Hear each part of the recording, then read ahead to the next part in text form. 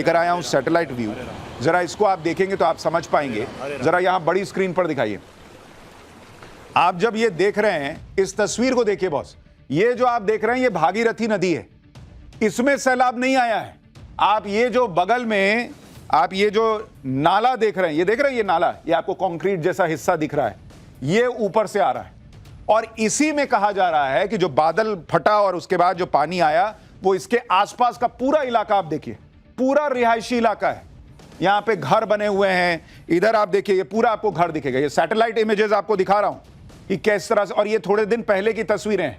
ये अगर आप इस पूरे इलाके को देखेंगे, देखिए यहां पे कितने बड़े बड़े घर बने हुए हैं। और कहा जाता है यहां लोग होम स्टे के लिए आते हैं, यहां पर जो टूरिस्ट आते हैं वो यहां पर रहते हैं।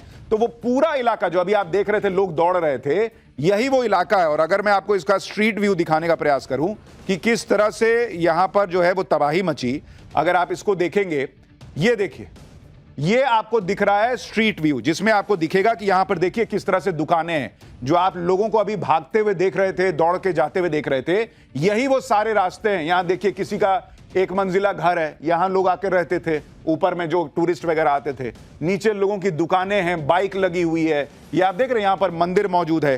तो ये जितना हिस्सा आप देखेंगे, ये आप देखते जाइए, ये पूरा रिहायशी इलाका। ये देखिए किसी का घर है जिसमें कि रेस्टोरेंट लिखा है, ये देख रहे हैं, ब्रेकफास्ट नाश्ता वगैरह सब जो कर रहे होंगे, लोग बह गए भाई, उस तरह की स्थिति बन गई है। Anchal hotel and restaurant, Gangotri road, Dharali, Uttarkashi. तो ये पूरा इलाका आपको सैटेलाइट इमेज के जरिए दिखा रहा हूं कि पूरा बसा हुआ इलाका है। और यहीं पर वो पूरा सैलाब आया और सब तबाह करके चला गया, और यहां पर सब कुछ सपाट हो गया। ये तो सैटेलाइट इमेज आपने देख ली। अब ग्राउंड जीरो की और तस्वीरें आपको दिखाता हूं। जैसे दो तस्वीरें देखिए, पहली तस्वीर तबाही से ठीक पहले की है और दूसरी तस्वीर तबाही के बाद की है। पहली तस्वीर में राइट साइड पर जो बिल्डिंग्स दिख रही हैं, दूसरी तस्वीर में वो पूरी तरह से गायब हो गई हैं। आप देख रहे हैं, जब तबाही आ रही है तो आपको वहां पे जो कंस्ट्रक्शन दिख रहा है, और उसके बाद अगर आप कंपैरिजन कीजिएगा तो वो कई उसमें से इमारतें गायब हो गई, पूरी तरह से कई इमारतें गायब हो गई। सिर्फ मलबे का सैलाब वहां पर दिख रहा है। कंपैरिजन कीजिए आप दोनों को। ये तस्वीर हम यहां स्क्रीन पर दिखा सकते हैं। अगर आइए आपको यहां पे दिखाता हूं, जरा इन दोनों तस्वीरों को आप कंपेयर कीजिएगा तो आपको पता चलेगा कि किस तरह से यहां पर भयंकर तबाही मची। अब आप जरा इस तस्वीर को देखिए, इसका स्टिल शॉट डालिए, जो अभी हमने स्टिल शॉट दिखाया था उसमें आपको दिखेगा कि कैसे तबाही मची है तब और अब की तस्वीर। और जरा इसको अगर आप देखेंगे, यहां देखिए, यहां पूरा आपको घर का दिख रहा है, और ये पूरा जो है वो सफेद हो रखा है बादल फटने के बाद। तो वो पूरा इलाका खाली हो गया है। पहली तस्वीर में सड़क के किनारे जो बिल्डिंगें दिखाई दे रही थी, उसकी दूसरी तस्वीर में उनकी जगह सिर्फ मलबा और पानी दिखाई दे रहा है। तो दोनों ही वीडियो आपको बता रहा हूं एक साथ, ताकि आपको पता चल सके कि भाई बादल जो फटा और उसके बाद जो तबाही मची, उसने कैसे वहां पर मतलब जिंदगियां खत्म कर दी। एक साथ लाखों टन पहाड़ी मलबे ने पूरे गांव को तहस नहस कर दिया। अंदाजा लगाना भी मुश्किल है कि इस मलबे में कितने लोग दब गए होंगे। ये तस्वीर देखिए, तबाही की इन तस्वीरों के बीच एक चमत्कार भी हुआ बॉस। ये वीडियो देखिए, इतनी भीषण तबाही की चपेट में आने के बावजूद ये शख्स जिंदा बच गया, जो मलबे से बने दलदल में रेंगता हुआ, घिसटता हुआ बाहर निकलने की कोशिश कर रहा है। देख रहे हैं आप, जैसे आपको याद होगा एयर इंडिया का प्लेन जब क्रैश हुआ था तो दुनिया हैरान रह गई थी कि एक व्यक्ति उसमें से बच के आग में से जिंदा निकल के आ गया। यहां उस भयंकर सैलाब में, जिसमें इमारतें नहीं बची, कुछ नहीं बचा, उसमें आप देखिए ये आदमी जिंदा बच गया। इस वीडियो में आगे एक शख्स भागता हुआ दिखाई देता है। भयानक सैलाब के बाद जिंदा बाहर निकलते लोगों की ये तस्वीरें किसी चमत्कार से कम नहीं। धराली गांव में बादल फटने से जो तांडव हुआ, उसकी एक और तस्वीर आपको दिखाता हूं। धराली के पास ही हर्षिल में आर्मी कैंप, बादल फटने के बाद पानी कितनी तेज रफ्तार से नीचे की तरफ आया वो भी आप देखिए। ऐसा लग रहा है जैसे किसी ने बांध का गेट खोल दिया है। भयंकर तेजी से पानी नीचे आ रहा और अपने साथ बड़े बड़े पत्थर और बोल्डर भी बहा कर ले जा रहा है। बादल फटने से आई तबाही की तो डरावनी तस्वीरें हैं ही, उससे भी ज्यादा डरावना है बादल फटने से जमा हुआ पानी, जो झील की शक्ल लेता जा रहा है। धराली गांव में बादल फटने से जो सैलाब आया, अब वो नीचे की तरफ जा रहा है। सैलाब के पानी से नदी ने विशाल झील का रूप ले लिया है। धीरे धीरे इसका पानी बढ़ता जा रहा है। सवाल यह है कि झील का पानी कहीं तो जाएगा, और जहां जाएगा क्या वहां भी विनाश फैलाएगा। धराली के पास हर्षिल आर्मी कैंप है। यहां पर भागीरथी नदी का बहाव रुक गया है और इस वजह से हर्षिल कैंप के हेलीपैड के पास लगातार पानी बढ़ रहा है। आपको मैप के जरिए दिखाता हूं कि कैसे बादल फटने के बाद पानी धराली से हर्षिल तक पहुंचा। उत्तरकाशी के धराली गांव में बादल फटा, जो आप मैप में देख रहे हैं। सबसे ऊपर आप देखिए, दाहिनी तरफ आपको धराली गांव दिख रहा है, यहीं पर बादल फटा था। बादल फटने से एक साथ लाखों गैलन पानी आ गिरा और यही पानी अपने रास्ते में आने वाली हर चीज को तबाह करता हुआ आगे बढ़ रहा है। धराली से सैलाब का पानी कल्प केदार मंदिर होते हुए हर्षिल कैंप के पास हेलीपैड तक पहुंचा और यहीं पर कहा जा रहा है कि पानी का बहाव रुक गया। और यह टेंशन की बात है, क्योंकि पानी लगातार जमा होता जा रहा है, जो किसी भी समय बड़ी आपदा का कारण बन सकता है। उत्तराखंड में सिर्फ धराली गांव में ही बादल नहीं फटा है, बल्कि धराली के पास ही सुखी टॉप पर भी बादल फटा है। उत्तराखंड में जैसे आज किसी ने विनाश का बटन दबा दिया था। पहले धराली और उसके कुछ ही देर बाद सुखी टॉप पर भी बादल फट गया बॉस। ये तस्वीरें देखिए, बादल फटने के बाद सैलाब अपने रास्ते में आने वाली हर चीज को तबाह करता हुआ यहां से भी निकल रहा है। तो एक साथ दो बादल फटने की घटनाएं हो गई। ये देखिए, धराली गांव में बादल फटने के बाद राहत और बचाव का काम भी तेजी से शुरू हुआ। सेना ने फौरन रेस्क्यू ऑपरेशन शुरू किया। सेना के जवानों ने मलबे में दबे लोगों को बाहर निकालना शुरू किया। जानकारी के मुताबिक सेना के जवान अभी तक 15 से 20 लोगों को मलबे से बाहर निकाल चुके हैं। रेस्क्यू ऑपरेशन लगातार जारी है। लगातार बारिश की वजह से रेस्क्यू ऑपरेशन में दिक्कतें आ रही हैं, फिर भी सेना के 150 जवान लगातार लोगों की मदद कर रहे हैं। लेकिन खराब मौसम की वजह से रेस्क्यू में परेशानी आनी स्वाभाविक बात है। आप एनडीआरएफ के डीआईजी को एक बार सुनिए, फिर आपको बताता हूं कि जो नुकसान हुआ उसमें कितने लोगों की जान जाने की आशंका है। एक ऑपरेशन कुछ दिन चलेगा। टीमें हमारी तैनाती उनकी की गई है, 3 टीमें रवाना की गई हैं, रास्ते में पहुंचने वाली हैं। और एयरलिफ्ट के लिए भी हमारी 2 टीम देहरादून में अभी तैयार है। और जब भी जैसा ही मौसम खुलेगा वहां पर तो उसको भी एयरलिफ्ट किया जाएगा। उत्तरकाशी के धराली में बादल फटने से कितना नुकसान हुआ, अब आपको उसके बारे में बताता हूं। पूरा का पूरा धराली गांव तो बर्बाद हो ही गया। दर्जनों घर जमींदोज हो गए, होटल, होमस्टे, बाजार सब बह गए। अभी तक 4 लोगों की मौत की खबर है, लेकिन 50 से ज्यादा लोग लापता हैं। उत्तराखंड में आई इस आपदा पर पीएम मोदी और गृह मंत्री अमित शाह ने भी दुख जताया। पीएम मोदी ने कहा कि उत्तराखंड सरकार के संपर्क में है वो, और लोगों की मदद करने में कोई कसर नहीं छोड़ी जा रही है। उत्तरकाशी में आपदा आने के बाद सीएम पुष्कर सिंह धामी लगातार मीटिंग्स पर मीटिंग्स कर रहे हैं। मुख्यमंत्री धामी ने फौरन इमरजेंसी मीटिंग बुलाई और हालात का जायजा लिया। सीएम धामी ने अधिकारियों को निर्देश दिए कि राहत कार्य तेजी से किया जाए, किसी तरह की कोई कमी नहीं रहनी चाहिए। सीएम धामी ने धराली में खाने के पैकेट और कंबल फौरन भेजने के आदेश दे दिए हैं। साथ ही सेना के हेलीकॉप्टर से रेस्क्यू ऑपरेशन चलाने की बात कही है। सुनिए एक बार सीएम धामी को। बिजली वगैरह आ रही है वहाँ? खाने पीने की क्या व्यवस्था है व्यवस्था है ना वहाँ पर अभी? नहीं तो कल तो सब व्यवस्था हो जाएगी। आज अब देख लीजिए, रात में अभी कंबल वगैरह इत्यादि की जो भी चीजें हैं उसको भी देख रहे हैं यहाँ से। वहाँ अभी खाने के पैकेट वगैरह बनवा रहे हैं ना, यहाँ रहे हैं, तो कल उसको या तो एयर ड्रॉप कर देंगे। अगर वहाँ खाने वाने का प्रॉब्लम तो हो ही गया होगा, तो सेना का हेलीकॉप्टर तो कल मिल जाएगा हमको। यानी सीएम पुष्कर सिंह धामी भी लगातार लगे हुए हैं कि कैसे मदद वहां पहुंचाई जाए, और उनके लिए उनका कार्यकाल बहुत चैलेंजिंग रहा है। कभी आपको याद होगा टनल हादसा, जिसमें वो लगातार खुद वहां बैठे रहे रेस्क्यू ऑपरेशन के लिए, और अब ये हादसा जिसमें वो लगातार मीटिंग्स पे मीटिंग्स करके लोगों तक मदद पहुंचाने का प्रयास कर रहे हैं। हालांकि रेस्क्यू ऑपरेशन तेजी से चल रहा है और लोगों की मदद की जा रही है, लेकिन रेस्क्यू के दौरान कई चुनौतियों का सामना करना पड़ रहा है। लगातार बारिश की वजह से परेशानी तो है ही, धराली तक पहुंचने के रास्तों को भी नुकसान हो गया है। धराली में बिजली की भी समस्या आ रही है। बारिश के कारण मशीनों का इस्तेमाल नहीं हो रहा, मलबे को तेजी से हटाने में दिक्कत आ रही, मिट्टी धंसने और लैंडस्लाइड का भी खतरा है। धराली में रेस्क्यू ऑपरेशन के लिए लगातार टीमें पहुंच रही हैं, लेकिन गंगोत्री हाईवे बंद होने की वजह से कई टीम बीच में ही अटक गई। देखिए गंगोत्री नेशनल हाईवे से हमारी ग्राउंड रिपोर्ट। इस समय जो हम हैं गंगोत्री नेशनल हाईवे के नेताला में, जहाँ जो लैंडस्लाइड है उसकी वजह से जो गंगोत्री नेशनल हाईवे वो पूरी तरह से बंद हो चुका है, जिसके चलते जो रेस्क्यू टीमें हैं वो यहाँ पे फंसी हुई हैं। आप मेरे पीछे देख सकते हैं कि ये जो जिलाधिकारी हैं, जो एनडीआरएफ, एसडीआरएफ और जो जिला प्रशासन जो जिला मुख्यालय से मूव हुए थे धराली जाने के लिए, वो भी अभी नेताला के पास ही फंसे हुए हैं। और लगातार जो जिले में बारिश है वो जारी है, और जो नदी का जो जल स्तर है वो लगातार बढ़ रहा है। और लेकिन जो धराली में है, जो वहाँ पे जो स्थानीय पुलिस थी, जो स्थानीय प्रशासन या एसडीआरएफ की जो टीमें जो हर्षिल में मौजूद थी, वो रेस्क्यू में लगी हैं और जो जिला अस्पताल की टीम है वो रेस्क्यू में लगी हुई हैं। धराली गांव में बादल फटने के बाद पानी तेजी से नीचे की तरफ जा रहा है। इसके अलावा भारी बारिश का रेड अलर्ट भी कई जगहों पर है। इससे हरिद्वार जैसी जगहों पर हड़कंप मचा हुआ है। हरिद्वार में भी गंगा नदी का जलस्तर तेजी से बढ़ रहा है। पिछले 48 घंटे से हरिद्वार में लगातार बारिश हो रही है। इस वजह से शहर के कई इलाकों में पानी भर गया है। ऊपर से गंगा नदी का पानी भी तेजी से बढ़ रहा है। इसी को देखते हुए पुलिस लगातार अनाउंसमेंट कर रही है। लोगों से नदी किनारे न जाने की अपील की जा रही है और जो लोग नदी किनारे रहते हैं उनसे सुरक्षित स्थानों पर जाने के लिए कहा जा रहा है। सुनिए एक बार। सभी लोगों को सूचित किया जाता है, गंगा नदी का जलस्तर लगातार तीव्र गति से बढ़ रहा है।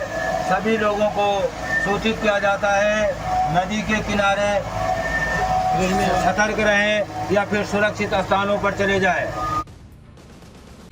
जिस दराली गांव को बादल फाड़ तबाही ने मिट्टी में मिला दिया, यह गांव अपनी प्राकृतिक सुंदरता के लिए मशहूर है। हिमालय की चोटियों के बीच बसा यह गांव भागीरथी के किनारे अपनी रौनक बिखेरता है। आप इस गांव का व्यू देखिए, कितना सुंदर गांव है, एकदम प्रकृति की गोद में बसा हुआ। यहां के सेब के बागान, हरे भरे नजारे और शांत वादियों की वजह से धराली गांव एक टूरिस्ट स्पॉट है और इस गांव में खीर गंगा नाला और भागीरथी नदी का संगम पर्यटकों को बहुत आकर्षित करता है। गंगोत्री धाम से पहले यह आखिरी बड़ा गांव है जहां से लोग आगे की कठिन चढ़ाई के पहले रुकते हैं। तीर्थयात्रियों को ठहरने के लिए धराली गांव में कई लॉज और होटल मौजूद हैं। इस गांव में भगवान शिव का प्राचीन कल्प केदार मंदिर भी है। आपको मैप पर इस गांव की लोकेशन भी दिखाता हूं। हरिद्वार से 4 धाम यात्रा के जो मार्ग निकलते हैं उन्हीं में से एक रास्ता गंगोत्री को जाता है। इसी रूट पर हर्षिल घाटी और गंगोत्री के बीच धराली गांव मौजूद है। धराली गांव से गंगोत्री सिर्फ 10 किलोमीटर की दूरी पर है और इसी धराली गांव में बादल फटा। धराली गांव की सुंदरता की वजह से भी लोग गंगोत्री पहुंचने से पहले इस गांव में जरूर रुकते हैं। लोग सुकून की तलाश में इस गांव तक पहुंचते हैं, लेकिन बादल ऐसा फटा और उसने ऐसी तबाही मचाई कि इस खूबसूरत गांव की सूरत ही बदल गई। जो गांव अपनी प्राकृतिक खूबसूरती के लिए जाना जाता था, वहां अब हर तरफ तबाही का मंजर है। लाखों टन मलबे के नीचे सब कुछ ऐसा लग रहा है दफन हो गया है। बौखलाए ट्रंप की नई धमकी आ गई, लेकिन पीएम मोदी का वो जवाब कि अमेरिका सकपका गया है। ट्रंप से टैरिफ की धमकियों के बीच पीएम मोदी ने अजीत डोभाल को रूस क्यों भेज दिया? क्या होने वाला है? ट्रंप के पैरों तले जमीन खिसकेगी क्या? मोदी का प्लान तैयार, भारत रूस चीन मिलकर नया वर्ल्ड ऑर्डर बनाएंगे क्या? डोनाल्ड ट्रंप ने जैसे ही भारत को टैरिफ की नई धमकी दी, वैसे ही हमारे यहां मोदी विरोधी चीखने चिल्लाने लगे। ये देखो, ट्रंप ने नई धमकी दे दी, नई धमकी दे दी, अब मोदी क्या करेंगे? लेकिन पीएम मोदी तो अलग ही रोले में, वो ट्रंप की धमकी का कोई लोड नहीं ले रहे। पीएम मोदी की आज एनडीए की बैठक में पहुंचने की तस्वीरें वायरल हो रही हैं। पीएम मोदी एकदम कूल दिख रहे हैं, उनका जबरदस्त स्वागत हुआ, उनके चेहरे पर किसी तरह का कोई तनाव नहीं। उल्टे तनाव में वो लोग आ गए होंगे जो पीएम मोदी के खिलाफ नरेंद्र सरेंडर का माहौल बना रहे थे, मोदी की विदेश नीति को फेल बता रहे थे। उनको लगा था कि भाई ट्रंप कुछ बोल रहे हैं तो मोदी तनाव में होंगे। मोदी का तनाव में वो आदमी वहां अपना चिल्ला रहा, चिल्लाने दो। कल जब ट्रंप ने भारत को धमकी दी तो भारत ने भी 2 घंटे के अंदर ट्रंप को ऐसा तगड़ा जवाब दिया कि पूरा अमेरिका और यूरोप हिल गया। रूस से व्यापार करने पर भारत को धमकाने वाले ट्रंप को पीएम मोदी ने आईना दिखा दिया कि ये देख भाई, ये तेरी सच्चाई। मोदी सरकार की तरफ से अमेरिका को जो जवाब दिया गया, वैसे जवाब की उम्मीद शायद ट्रंप को नहीं रही होगी, क्योंकि आप देखिए कि भारत ने सिर्फ अमेरिका को जवाब ही नहीं दिया, बल्कि ट्रंप के डबल स्टैंडर्ड के धागे खोल कर रख दिए। पीएम मोदी ने पूरी दुनिया में ट्रंप को इस बात पर एक्सपोज कर दिया कि अमेरिका को यूक्रेन में मरने वाले लोगों की कोई परवाह नहीं है, बल्कि ये सब तो ट्रंप अपनी पॉलिटिक्स की वजह से कर रहे हैं, अपने नोबेल पीस प्राइज के चक्कर में एकदम से कर रहे हैं। पीएम मोदी ने ट्रंप को साफ मैसेज भिजवा दिया कि दोस्ती अपनी जगह, देश हित अपनी जगह। भारत किससे दोस्ती करेगा, किससे नहीं करेगा, ये ट्रंप तय नहीं करेंगे। ट्रंप जितना विरोध कर लें, रूस से दोस्ती व्यापार जारी रहेगा। भारत किसी तरह की धमकी या दबाव में नहीं आएगा। भारत का तगड़ा जवाब सुनकर ट्रंप को शॉक लगा होगा, क्योंकि ट्रंप तो यही चाहते थे कि दुनिया का वर्ल्ड ऑर्डर उनके हिसाब से तय हो, वो जो कहें वही दूसरे देश करें। लेकिन पीएम मोदी ने ट्रंप के सारे प्लान पर पानी फेर दिया। पीएम मोदी अब खुद न्यू वर्ल्ड ऑर्डर क्रिएट करने की तरफ बढ़ रहे हैं। इस नए वर्ल्ड ऑर्डर में चीन भी अमेरिका को वैसे ही जवाब दे रहा है जैसे नरेंद्र मोदी का नया भारत दे रहा है। इस न्यू वर्ल्ड ऑर्डर में रूस भी अमेरिका को नए झटके दे रहा है। इस न्यू वर्ल्ड ऑर्डर में भारत, रूस और चीन मिलकर ट्रंप की क्लास लगा रहे हैं, ये दिख रहा है। भारत ने अमेरिका को क्या जवाब दिया है? ट्रंप की धमकी के बीच पुतिन ने अमेरिका को कैसे हिला दिया? पीएम मोदी ने एनएसए अजीत डोभाल को रूस क्यों भेज दिया है?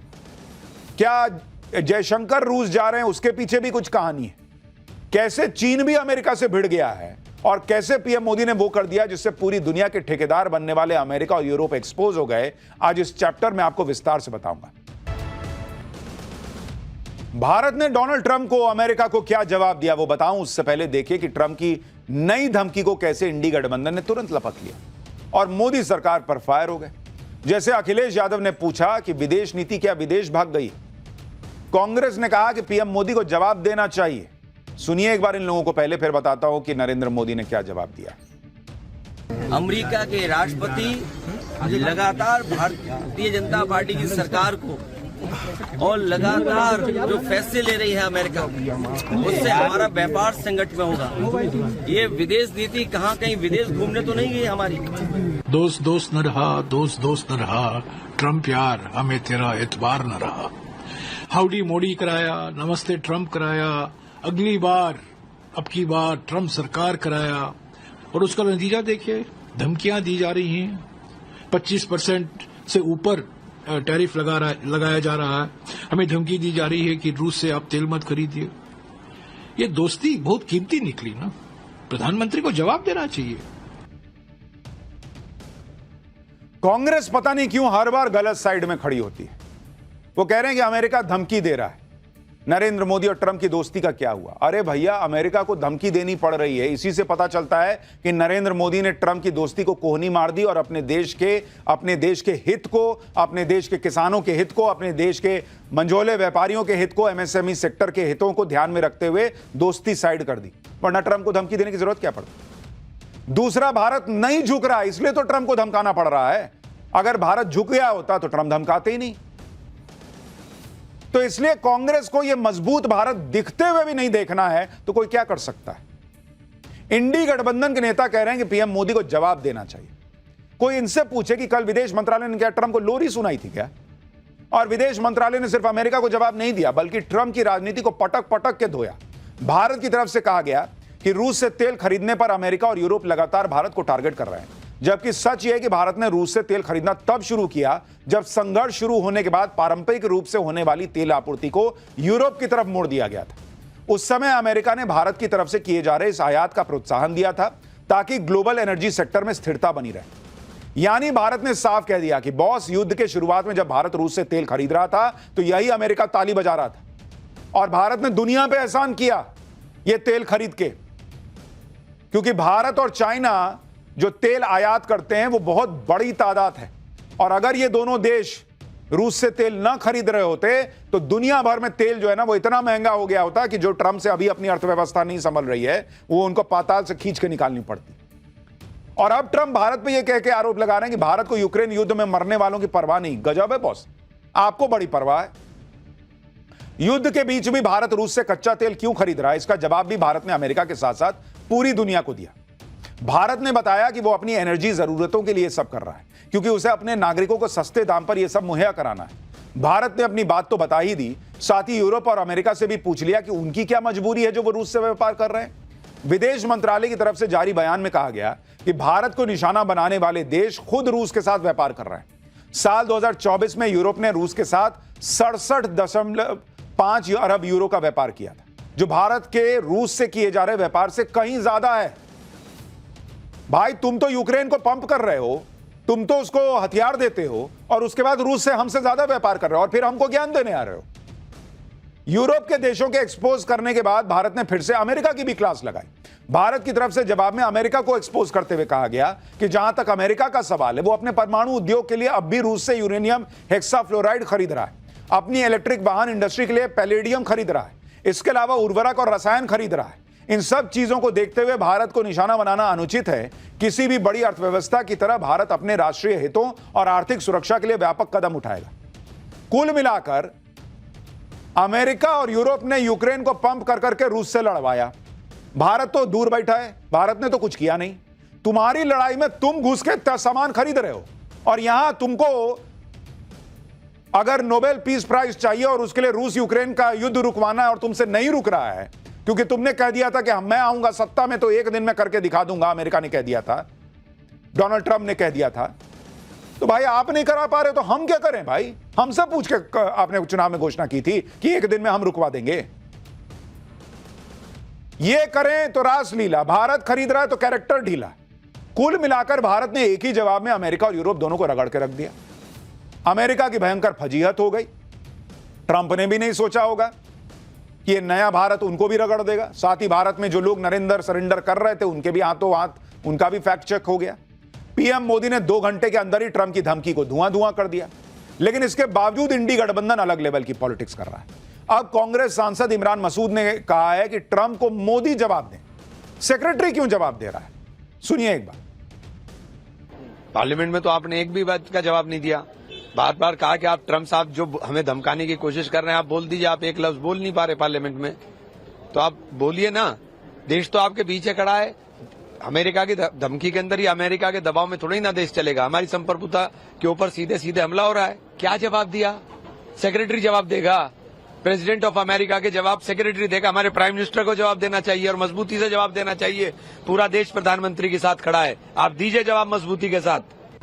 मुझे लग रहा है कि अब प्रधानमंत्री जी को सीधे डोनाल्ड ट्रंप से वार्तालाप उसी भाषा में करनी चाहिए जिस भाषा में डोनाल्ड ट्रंप कर रहे हैं, और ये मामला आज से नहीं है।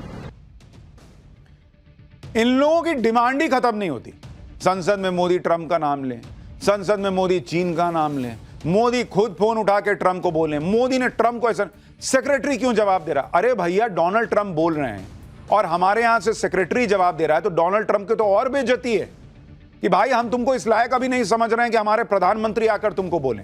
हमारे यहां का सेक्रेटरी काफी है तुमको निपटा देने के लिए। और इनको उसमें भी आग लगी हुई है। ये कौन से साइड में खड़ा होना चाहते हैं भाई? भारत ने अपने जवाब से अमेरिका की बड़ी फजीहत कर दी, लेकिन इंडी गठबंधन इसी पर अटका है कि मोदी जवाब क्यों नहीं दे रहे सीधे फोन उठा के ट्रंप को। भाई ये ट्रंप बोले तो समझ में आता है कि भाई मोदी मुझे फोन क्यों नहीं कर रहा है। इनको क्यों लग रहा है कि भाई नरेंद्र